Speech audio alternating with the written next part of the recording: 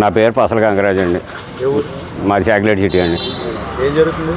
Excise department మమ్మల్ని బాగా target పెట్టి మమ్మల్ని ఏడిపిస్తున్నారండి. ఎందువల్ల అండి? సారా అమ్ముతున్నామనండి. పెట్టుకోవచ్చండి, తప్పులేదు. అమ్మిన వాళ్ళు దొరికిన వాళ్ళు పెట్టుకోవచ్చండి. నేను వ్యవసాయం చేసుకుంటానండి, నాకు ఎటువంటి సంబంధం లేదండి. నా మీద ఒక 5-6 కేసులు పెట్టారండి. తప్పుడు కేసులు పెడుతున్నారండి. అందుకని అందరికీ ఒక రాగా పెడతలేదండి. మాకేమో మా ఇంట్లో పెడితే 5 కేసులు పెడుతున్నారండి. వేరే వాళ్ళ ఇంట్లో ఒక కేసే పెడుతున్నారండి. కారణం ఏముందండి? రూపాయలండి, ఇంకేముంది? అంటే అదే ఇంకంతే, సంబంధం లేదు మీకు. మీరు చేస్తున్నారు కదా, మేము పట్టుకుంటున్నాం కదా. మాకేం తెలుసు? మాకు విజయవాడ వాళ్ళు పట్టుకుంటున్నారు, లేదా సబ్ డివిజన్ వాళ్ళు పట్టుకుంటున్నారు. మేమేం చేయం దానికి? వాళ్ళు ఇస్తున్నారు, మేము రాస్తున్నాం అంటున్నారండి. ఈయన ఇప్పుడు సీఏ గారిని కలిసామండి, లోకల్ సీఏ గారిని. ఆయన ఏమంటారు? మాదేం కాదమ్మా, ఇవన్నీ బయట వాళ్ళు పట్టుకున్నారు, బయట వాళ్ళు పట్టుకుని రాస్తున్నారు, మేము అమలు చేయాలంటున్నాడు ఆయన. మా ఆవిడ పీడియాట్ పెట్టారండి 4 కేసులు. 4 కేసులు పసల శాంతమ్మ అండి.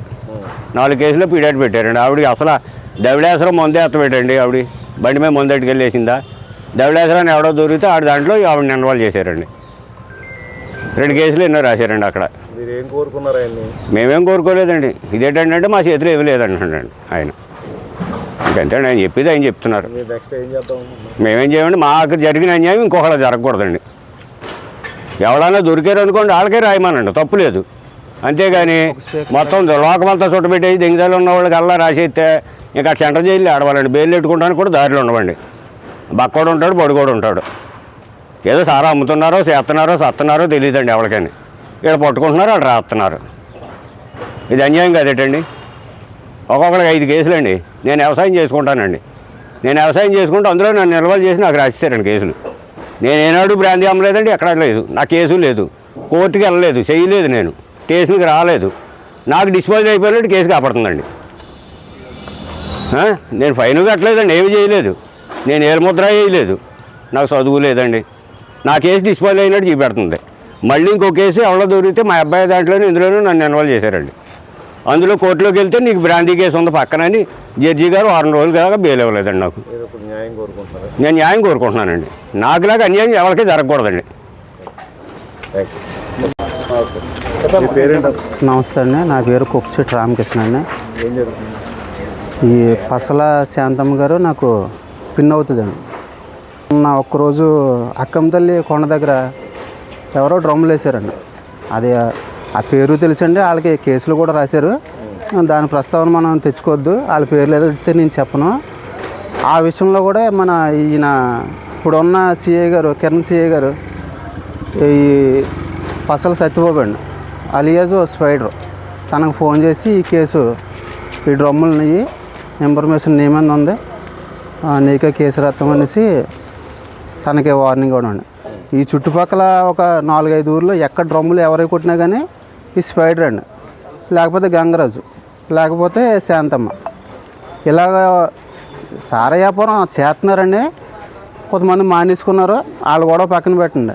కానీ వీళ్ళ మీద టార్గెట్ చేసి, అంటే మరి వీళ్ళు డబ్బులు ఇస్తున్నారో ఇస్తలేదో ఆ విషయం మనకు తెలియదండి. వీళ్ళైతే కాత కోత తీసుకుంటారనే విషయం కూడా మీకు తెలుసు, మాకు తెలుసండి. మరి వీళ్ళ మీద ఎందుకు టార్గెట్ చేశారనేది ఏం అర్థం కావట్లేదండి. ఏం కోరుకుంటున్నారు? వీళ్ళని టార్గెట్ చేయదని కోరుకుంటున్నామండి. ఇప్పుడు సారా వ్యాపారాన్ని అరికట్టండి, వ్యాపారం చేయనివ్వకండి, సమాజం కోరుకుంటే లేదండి. కాకపోతే వీళ్ళనే టార్గెట్ చేసి వేరే వాళ్ళ దగ్గర డబ్బులు తీసుకోవడం, వీళ్ళకేమో కేసులు రాయడం. వేరే వాళ్ళ తోటలో పక్కాగా ప్రూఫ్స్ ఉన్నాయండి. ఒక తోటలో ఆ సర్వే నెంబర్తో పాటు ఒక తోటలో పొలలు వేయడం, నీరు ఉండడం, అందులో ఓట వేయడం, ఇవన్నీ సహజంగా అన్నీ జరిగినాయండి. కానీ వాళ్ళ తోటలోకి వీళ్ళు వెళ్ళవలసిన పని లేదు, కానీ అది కూడా వీళ్ళని చెప్తున్నారు. మొన్నటిదాకా అక్కంతల్లి కొండ చుట్టూరు అది బీడింగ్ భూమి అండి. అక్కడ ఎక్కడ డ్రమ్ములు వేసినా కానీ వీళ్ళు అనేసి నాకు తెలిసిండో 15-20 కేసులు నాకు రాశారండి ఇతని మీద, ఈ స్పైడర్ మీద.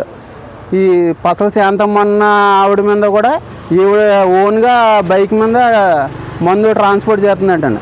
ఆవిడకి బండి తోలడం రాదండి.